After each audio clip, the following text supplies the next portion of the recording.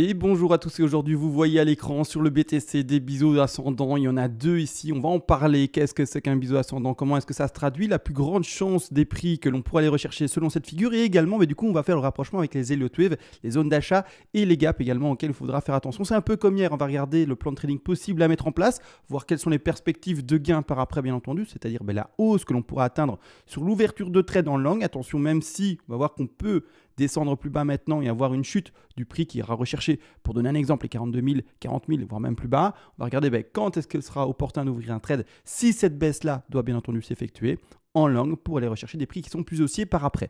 Malgré tout, tout ça sera analysé, vous le savez, mais juste après la toute petite intro.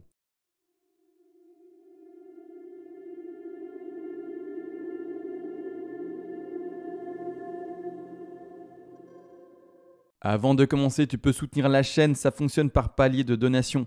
Tu auras accès au PDF expliquant les vagues et les fibos. Ce PDF a été écrit de manière concise pour ne pas te prendre pour un idiot, c'est-à-dire qu'on va à l'essentiel pour que tu puisses tout lire et tout apprendre et par après être autonome par toi-même et non pas te vendre des pages du kilo, que sais-je, pour après faire de la musculation ou bloquer l'eau qui passe sous les portes quand il y a des inondations. L'objectif n'est absolument pas là.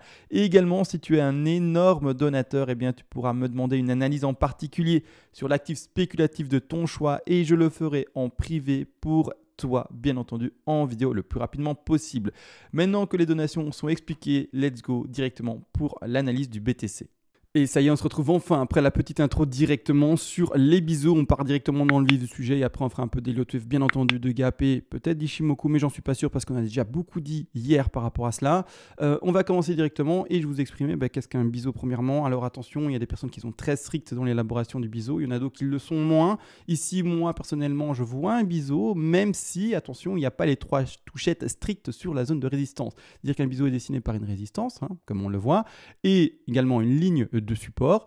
La zone de résistance a eu une touchette, deux touchettes, même pas eu sa troisième touchette stricte. C'est-à-dire qu'on peut le décompter. Attention, je mets des vagues d'Elliott, mais ici, je ne mets pas les vagues d'Elliott pour mettre les vagues à proprement parler en termes d'Elliott, mais juste pour avoir les chiffres qu'on voit ici à l'écran, la 1, la 2, la 3, la 4 et la 5. C'est-à-dire que la plupart du temps, un biseau théorique propre va s'exprimer comme ça, c'est-à-dire 1, 2, 3, 4, 5 avec les touchettes propres à chaque fois, et puis cassure soit de la résistance vers le haut, qui sont beaucoup plus rares. Si je ne me trompe pas dans mes propos, c'est une hauteur de 18 à 20% de cassure vers le haut, et au contraire de 82 à 80% vers le bas. C'est-à-dire qu'on a de plus, en tout cas, on peut observer plus de cas de cassure vers le bas de cette figure-là que vers le haut. Maintenant, si jamais cette cassure devait casser vers le haut, et on va regarder avec ce qui est en train d'exprimer maintenant, si jamais cette affaire-là ne devait pas continuer à s'écraser, aller chercher les objectifs d'un biseau, parce que les biseaux ont un objectif particulier, et bien s'il avait pumpé, par exemple maintenant, au lieu de faire ceci, eh bien ça devait faire directement ceci, quels seront les objectifs haussiers de ceci? On va regarder ça, mais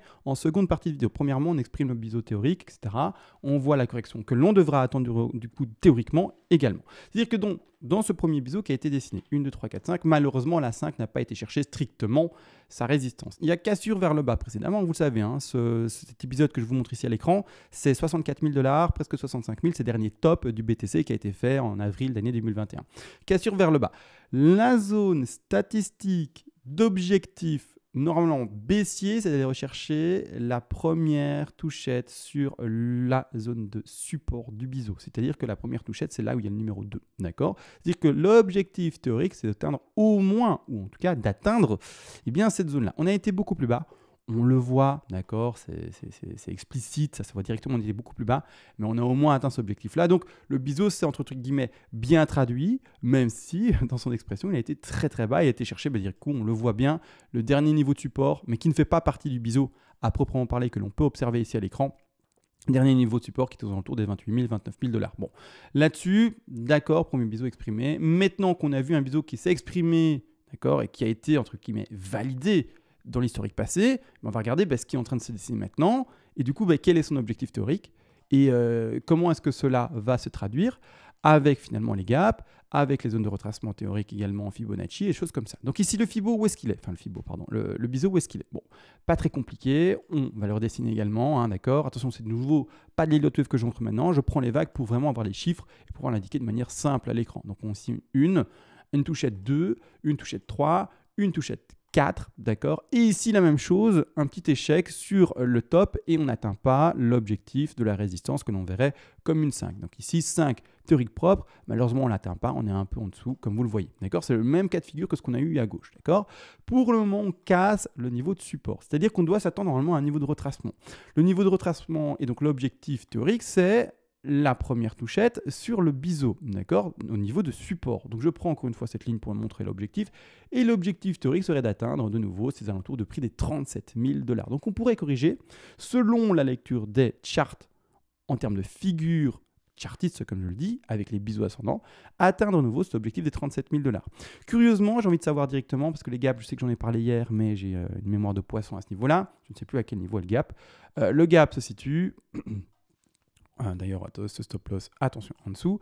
Ce gap-là se situe entre les 34 000 et un peu plus bas ici, les 32 000 $. Donc toujours attention, hein, stop loss, si vous prenez en compte les gaps dans votre stratégie de trading, mettre votre stop loss en dessous du gap précédent, en tout cas du gap majeur, bien entendu. Donc votre stop loss, ne le mettez pas dans le gap ou au-dessus du gap, hein, d'office en dessous.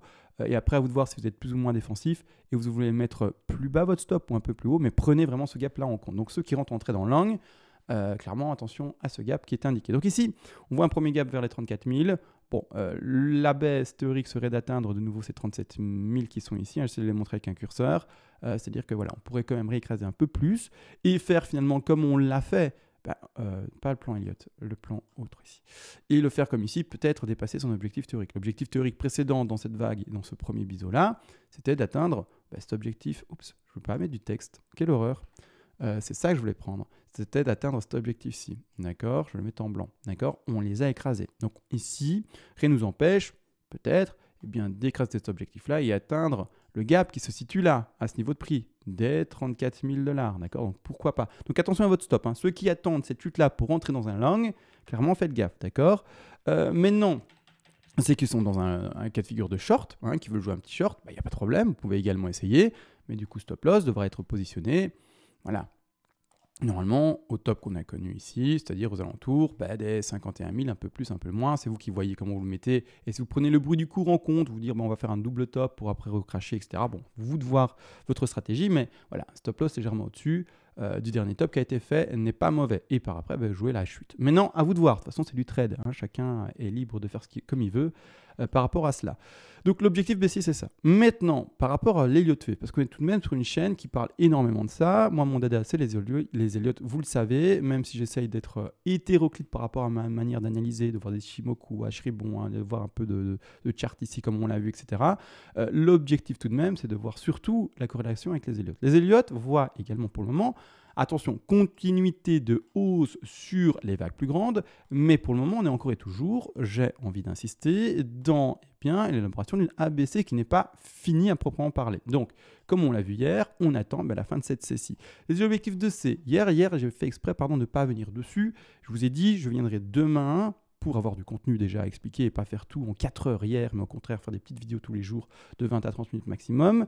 Comme ça, c'est moins condensé et en tout cas, on peut mieux assimiler les choses quand ça vient petit à petit. C'est-à-dire que les objectifs d'une A, B, C, donc les objectifs d'une C, ce sont lesquels? On va tous les rappeler, d'accord? Ce sont normalement les 61,8, 100, 123 et 161,8% de Fibonacci.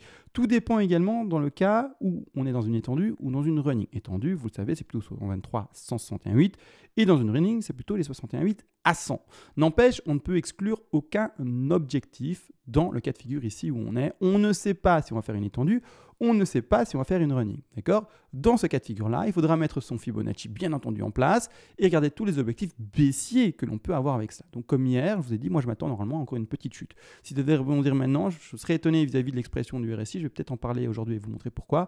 Mais je vais vous montrer ça à mon avis d'ici quelques minutes quand j'aurai fini l'élaboration de tout ça. Donc je vais prendre les Fibos et je voulais surtout remettre ici l'aimant. Et à chaque fois le message de l'aimant qui me gêne, qui arrive. Voilà, alors les objectifs d'une C, ce sont les quoi? Ce sont lesquels, pardon? 61,8, 100, 123 et 161,8% de Fibonacci. On va mettre des petits rectangles sur chaque objectif. On a déjà atteint l'objectif des 61,8. D'accord. On va ensuite attendre l'objectif des 100, objectif des 123 et objectif des 161,8% de Fibonacci. D'accord. Donc ici, une correction qui peut, selon les Elliott Wave, continuer à chuter et aller chercher, vous entendez bien, les 41 820 $, qui serait du coup un objectif de 161,8 et qui rentrerait dans le plan d'une flat en étendue. Maintenant, impossible de le dire. Est-ce qu'on va faire une étendue? Est-ce qu'on va faire une running? Bon, on verra quand ça freine et quand ça pump. Maintenant, ce sont des zones d'achat pour soit ceux qui veulent rentrer dans le trade pour des longs, d'accord? Attention à vous, rentrez par palier, etc. Faites comme vous voulez. En tout cas, vis-à-vis ici du plan de trade en Elliott Wave, mais c'est également des zones de rachat, donc des zones de take profit partiel pour celui qui ouvrirait peut-être, que sais-je, ou qui a ouvert précédemment, eh bien un short. Donc un short, je vais le symboliser par une zone rouge. Celui qui a ouvert son short, que sais-je, un peu plus haut, un peu plus bas, peu importe, celui qui voit, et qui a mis son stop loss un peu plus haut, comme on l'a exprimé il y a de ça quelques minutes dans la vidéo, je vais mettre le stop en blanc, à ce moment-là, eh bien, tu mets ton stop, tu as ouvert ton short à je ne sais pas quel prix, et tu prends ton TP1, TP2, TP3, TP4, tu laisses ton trade ouvert bien entendu, que sais-je, tu auras clôturé peut-être à 20, 20, 20, 20, pour donner un exemple, 80%, et il te restera 20% dans la course, au cas où, eh bien, la chute devait se montrer plus forte, que tu n'as peut-être pas prévu, ou en tout cas que les autres waves n'auront peut-être pas prévu, parce qu'il y a extension, etc. sur la C, et à ce moment-là, on va chercher les 37 000, etc. pour le fameux gap. Donc, ça, c'est important de le comprendre dans le cas d'un short ou d'un long, d'accord? Long, on l'a vu, stop loss posé bien bas, avec l'ouverture du trade, etc. posé également, et le short ici exprimé. Donc, à vous de voir, hein. Encore une fois, rappelez-vous, pour le gap, etc., faites attention au positionnement de votre stop si vous êtes en long. Donc ça, maintenant, c'est l'expression de la 2. Alors, pourquoi, moi, personnellement, je crois que la 2 n'est pas encore finie? Parce que quand on est dans une A, B, C, d'accord? Ici, il nous faut 5 vagues baissières. Soit on les a connues maintenant, mais je vais vous montrer pourquoi je n'y crois pas, entre guillemets. Soit on les a déjà connues maintenant ici. Il faut que je revérifie. Oui, c'est ça.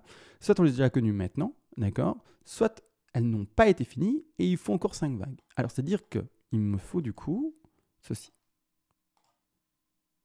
Ah, j'ai mis un gros degré, je vais le modifier après.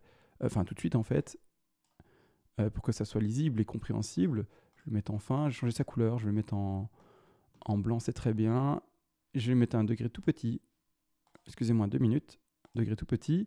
Et au contraire, la C, je vais essayer de la choper.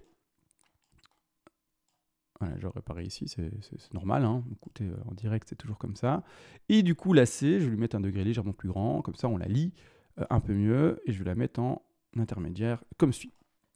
Et donc, moi, je crois plutôt en ça. 1, 2, 3, 4, 5, d'accord? Pourquoi? Parce que quand déjà on se met en délit, on voit toujours des plus bas, et quand on a des plus bas, pour commencer, eh bien, une figure haussière, et donc partir du principe que l'on n'est pas ce développement à venir là, 1, 2, 3, 4, 5, donc je le mets de côté, qu'on ait déjà fini notre C. Pour commencer une impulsive à venir, j'ai du mal, d'accord? Alors il me faut vraiment plus de preuves pour pouvoir l'interpréter et dire ok, le récit là ne répond pas à la règle basique où la racine ne peut pas être redépassée, donc c'est-à-dire écrasée même par le récit. Là, ok, on pourra peut-être alors partir, si j'ai plus de pommes par après, et vraiment dire, ben voilà, le récit n'a pas respecté cette règle-là, partir sur une 1, 2, 3, 4 et 5. Et là, à partir de ce moment-là, ben, le BTC va devoir pumper assez fortement pour vraiment que je sorte de cette correction-là et dise, ben, ok, on a déjà fini la ABC en cette date du 26 août, d'accord, passé, et on était déjà haussier depuis en fait le 26 août passé, d'accord. Maintenant, clairement, pour le moment, c'est pas le scénario que je privilégie à cause du RSI qui écrase tout en délit et du fait que les objectifs de C peuvent encore aller descendre et il n'y a aucun souci là-dessus, d'accord. Donc pour le moment, je favorise vraiment ça, d'accord. Du coup, l'objectif de C sera, et j'ai envie de voir par rapport à l'objectif en fait classique que l'on avait vu, ah oui, c'est ça. Donc l'objectif classique du biseau ascendant aurait été et est ce niveau-là. Je vais mettre en jaune pour montrer que c'est un objectif. Je ne sais pas, change de couleur par rapport au stop loss. L'objectif classique, c'est ça, c'est d'aller au moins chercher ce niveau de support, comme on l'a vu sur le graphique qui est vide, et d'ailleurs que j'ai déjà nettoyé. Eh bien, dis donc, voilà, ici. Donc le biseau, vite réindiquer le biseau en 2-3 mouvements, c'est pas propre, vous m'excuserez. Mais voilà, le biseau, vite fait, d'accord, on le voit, on le comprend, c'est le principal. Biseau mal dessiné, je suis désolé. Mais l'objectif, si on casse le niveau de support, ça a été de retourner aux 37 000. C'est-à-dire qu'ici, c'est la même chose. L'objectif, toujours de ce biseau, c'est les 37 000. Mais en termes d'Elliott Wave, d'accord, l'objectif, lui, ne sera d'aller chercher que ces 161,8. Et donc, ouverture de trade prématurée par rapport à l'objectif de biseau qui se fera plutôt aux 41 900 $, d'accord. Maintenant, à vous de voir hein, comment vous voulez le faire, etc. Si vous attendez également de lire proprement les 5 dernières vagues pour ouvrir le trade, à vous de voir. Vraiment, c'est à vous de voir là-dessus. Maintenant, est-ce que j'ai tout vu là-dessus? Il me semble que oui.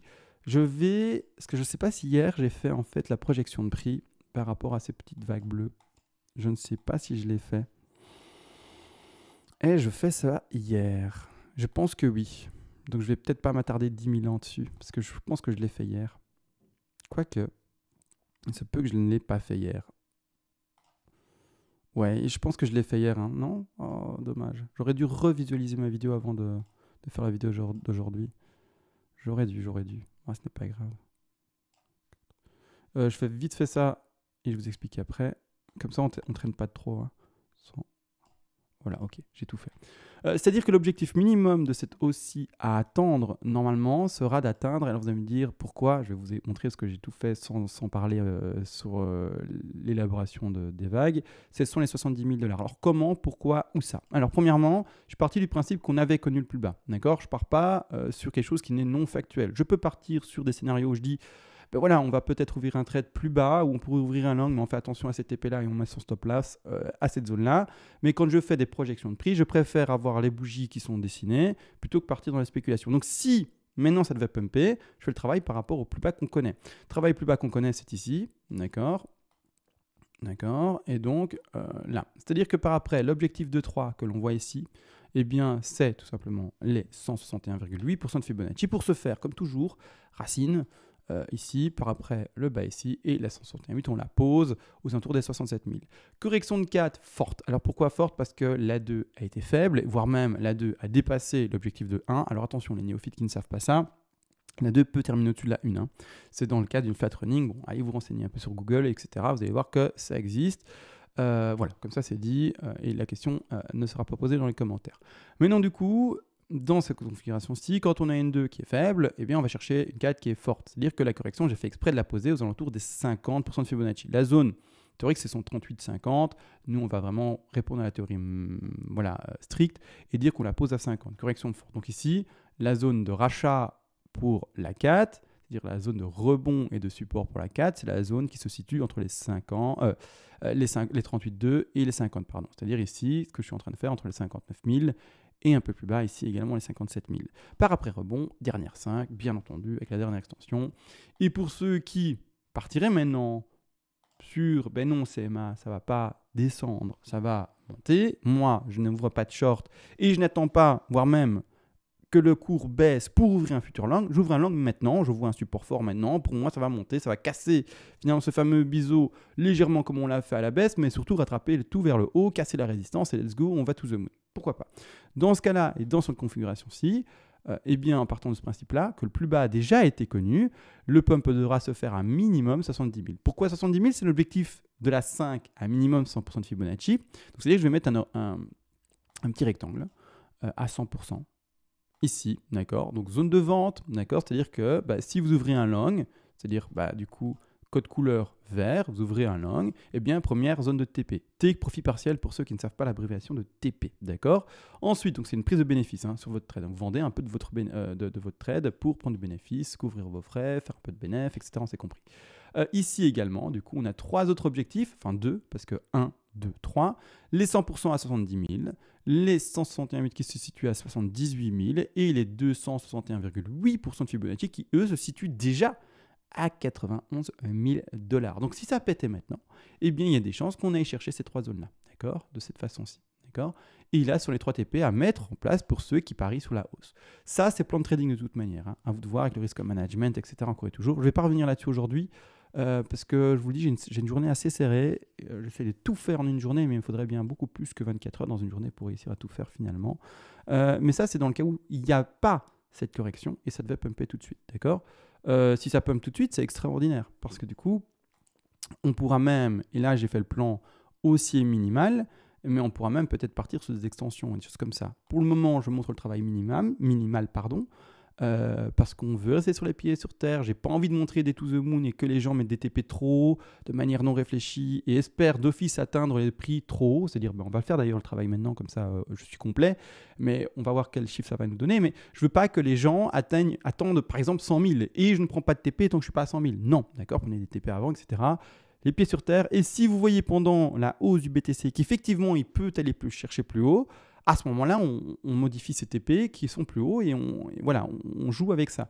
Mais autrement, au début, on reste les pieds sur terre et on met des objectifs bas. D'accord ? C'est-à-dire que maintenant, si cette expression-ci, ça devait pumper maintenant, et oui, la 3 ne s'arrête pas seulement à 161,8, mais la 3 s'arrête à 261,8. La 3 s'arrête même peut-être à 423,6. C'est-à-dire qu'il faudra s'attendre potentiellement à un pump, si ça pump, déjà maintenant, qui pourrait aller chercher non plus cette petite ligne rose, mais la ligne rouge des 261,8, voire même les 423,6 là-bas en haut. Pour exagérer mes propos et donc également l'extrapolation sur le graphique des prix, eh bien, je vais faire exprès de mettre le max en termes de théorie. C'est-à-dire que les 423,6 et déjà le pump pourrait commencer et aller chercher les 100 000 $. Alors oui, c'est fort et waouh, c'est impressionnant. Malgré tout, 100 000, zone de résistance potentielle, correction de 4. Et c'est pour ça que je vous dis, je ne montre pas d'abord ce travail-là. D'accord ? C'est si jamais le BTC nous montre vraiment quelque chose de beaucoup plus pump. Du coup, vous ferez peut-être prendre votre premier TP. C'est pas un problème. Tant qu'on gagne de l'argent, on ne va pas pleurer. Mais pendant alors l'élaboration du plan, vous direz, attends, moi je compte une 3 qui est en train de se faire. Je me suis déjà fait prendre mon premier TP. Peut-être même je me suis fait prendre mon deuxième TP tellement ça pump fort. Imaginez, bougie des enfers, enfin non, du coup des cieux qui montent verticale de verticale, directement vers la Lune. À ce moment-là, peut-être que vous n'aurez pas eu le temps de réagir très vite et vous ferez prendre vos TP, mais du coup, vous pourrez modifier les autres et jouer avec ce qui vous reste en tout cas. Dans ce cas de figure-là, tout de même, on va attendre une 4 qui est toujours plutôt forte. Donc, je vais mettre mon Fibonacci de retracement à la droite. D'accord ? Donc, je vais top de 3, hop, je descends. Pour ceux qui se posent la question de comment j'installe mon Fibonacci, c'est parce qu'il est en reverse. Vous allez cliquer sur votre Fibonacci à vous. Vous allez sur la petite roue des réglages. Vous descendez et vous sélectionnez reverse si vous voulez établir le Fibonacci dans le même sens que moi quand je clique sur l'écran. Vous, il est non sélectionné en reverse, donc il s'étale en faisant un clic contraire au mien. Moi, je préfère avec cette aisance-là, sélectionner reverse et cliquer dans le sens que je fais. C'est une question d'habitude, ça fait des années que je travaille comme ça. J'ai toujours travaillé comme ça en reverse et donc c'est comme ça que je le fais. Malgré tout, du coup, bouf, clic fait et le retracement baissier qui va rechercher nouveau 38,50. Donc nous, on va le mettre strictement à 50 et par après, les TP à placer s'il y avait eu extension ou s'il y a plutôt extension, parce qu'on ne sait pas s'il va y avoir extension pour le moment, sont les suivants, c'est-à-dire que top de 1 toujours, bas de 4 et les TP sont les suivants, c'est-à-dire que on va... J'ai mis trop de fibo à l'écran là, quelle horreur. Sont les suivants, pardon. On reprend enfin le fil de notre histoire, laissant, mais avec une tronquée, j'y crois pas, je vais vous expliquer après. Je mets expressément ces TP là à droite pour montrer que c'est les TP les plus importants. En tout cas, vis-à-vis du scénario le plus élevé et le plus puissant en termes de hausse. Ensuite, on a les 161,8 et pour terminer, les 261,8% de Fibonacci. Voilà, le copier-coller a été correctement fait, super. C'est-à-dire que là, vous voyez ici, du coup, les objectifs par après. Et c'est pour ça que je dis, je ne montre pas ça d'abord. Parce qu'il y a des gens du coup qui vont attendre d'office les 87 000 pour mettre un premier TP. Qui vous dit qu'on va aller chercher une 3 en extension pareil pour le 423,6 ? Personne. Donc on voit d'abord le minimum, les prix minimums à attendre, et on prend déjà un premier TP qui va se situer ici aux alentours des 70 000. N'oubliez jamais également, je vais revenir quand même dessus parce que j'en parle de moins en moins alors que c'est quand même les bases en trading, de prendre un TP de sécu. Alors un TP de sécu, c'est quoi pour ceux qui ne savent pas du tout ? C'est un TP intermédiaire qui va vous permettre finalement de couvrir uniquement, et c'est l'objectif, vos frais et de minimiser un maximum votre exposition par rapport à votre stop loss s'il n'a pas été déplacé déjà finalement dans le vert et qu'il n'est pas devenu du coup un stop profit. Donc toujours un stop par rapport à votre perte potentielle. Alors désolé pour les tout néophytes, il faut avoir un tout petit peu de bagage, même pas beaucoup, ce que j'explique c'est pas très compliqué mine de rien, mais voilà, il faut avoir un tout petit peu parlé de ces outils-là pour comprendre ce que j'explique. C'est-à-dire que vous allez mettre un take profit partiel très tôt.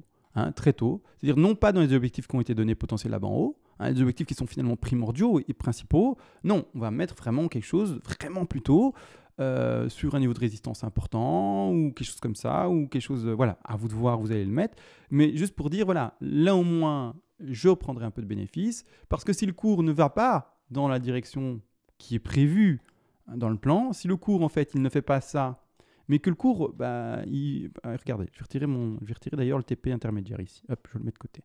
Si le cours, en fait, il monte, super, on est tous contents. Notre TP, il est là. Premier TP, il est là. D'accord? On l'attend. Donc, c'est-à-dire qu'on ne prend pas le bénéfice tant qu'on n'est pas là, à 70 000. C'est-à-dire que si le cours, il monte, il monte. Il monte, il monte. Et puis, en fait, allez savoir pourquoi. Je n'ai pas envie d'y croire. Mais en fait, ça. Oh, je suis retourné à zéro là. Pas ça. Mais bon, bref, on s'est compris. Une forte correction. D'accord? Peut-être pas aussi forte que ça, mais on s'est compris. Une forte correction.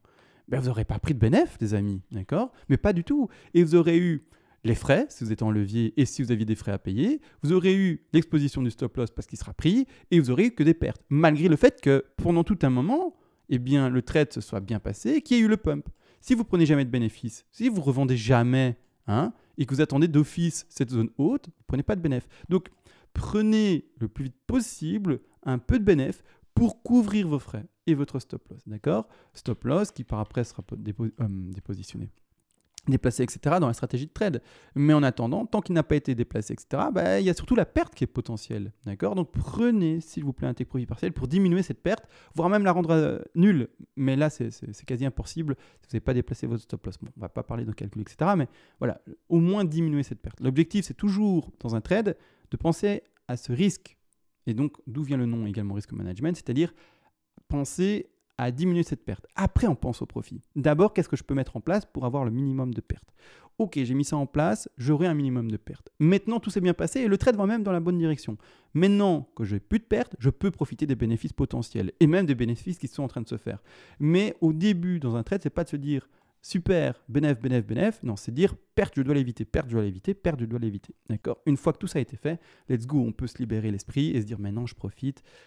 Et c'est cool, d'accord? En attendant, on fait attention. Donc c'est pour ça que, voilà, par rapport au TP également, je ne donne pas directement le scénario le plus élevé, parce que je ne veux pas que vous soyez trompés par rapport à ça, et en tout cas, perdiez le fil important de la tenue d'un trade. La tenue d'un trade est d'abord penser au risque management. Des objectifs minimums, une fois qu'on lit le graphique et qu'on voit que des objectifs potentiellement plus forts peuvent être atteints, là on déplace certains TP, on modifie certains TP, on fractionne d'autres TP pour en avoir plus, etc. avec ce qui nous reste, peu importe.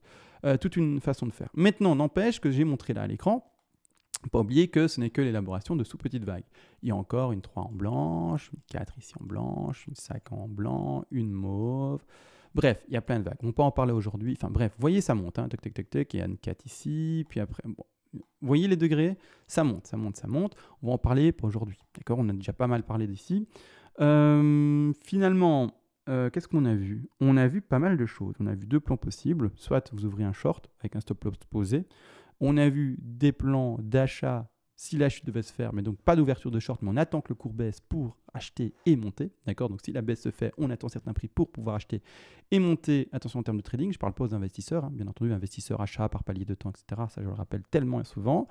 Et également, on a vu pour celui qui dit non, CMA, ça ne va pas maintenant descendre du tout, ça peut un peu directement. Pour toi, du coup, à quoi tu peux t'attendre comme hausse? Et ça serait une hausse qui sera d'office assez forte directement vis-à-vis de ceci. Maintenant, on a tout vu. Ishimoku, rien à dire, il me semble. Ishimoku, rien à dire. On a tout vu hier. Ishimoku, rien n'a changé. Un jour près, on est en daily, on est sur la Kijun. Voilà, la Kijun, la Lagin qui est toujours en haut, SSB toujours. En daily, rien à dire. En 4 heures, c'est pas pertinent pour moi de travailler la Ishimoku en 4 heures. Voilà, 4 heures, bon, voilà, premier signal légèrement baissier, c'est-à-dire que la Lagin repasse, donc Shikuspan repasse sous le cours, on est sous la Kijun et également on est sous la SSB avec le cours. Bon, en 4 heures, c'est pas méga bon signe. Maintenant, encore une fois, en 4 heures, il y a des bons signes dans tous les sens, des mauvais signes dans tous les sens. C'est invalidé tous les 12 heures, etc. Donc, faites attention à ça également. Les signaux les plus pertinents pour moi sont en daily et sont également indiqués en weekly. Weekly, par rapport à hier, ça n'aura du coup pas changé, vous l'aurez compris. Étant donné que c'est une bougie qui change que toutes les semaines et il n'y a pas eu de mouvement important depuis hier, ou en tout cas significatif que pour changer la bougie et finalement son interprétation sur le cours. Donc là maintenant, rien à dire, grossièrement. Ishimoku, il n'est pas mauvais, c'est là qui joue, on attend juste qu'en weekly, la Lagin Span, Shikuspan repasse sous, ou en tout cas au-dessus du cours. Pour le moment, elle est en dessous et elle tient le cours comme zone de résistance pour le moment. Les gaps, on les a vus hier, on les a vus d'ailleurs aujourd'hui, il me semble également. Tout a été vu. Je vais vous laisser, quelque chose de nouveau par rapport au biseau. Mais je me disais, bah, tiens, il y a quand même un biseau, on va quand même en parler un minimum, avec l'objectif à atteindre dans des biseaux classiques. Et sur ce, tout a été vu. Sur ce, je vous laisse et on se voit à demain. Ciao.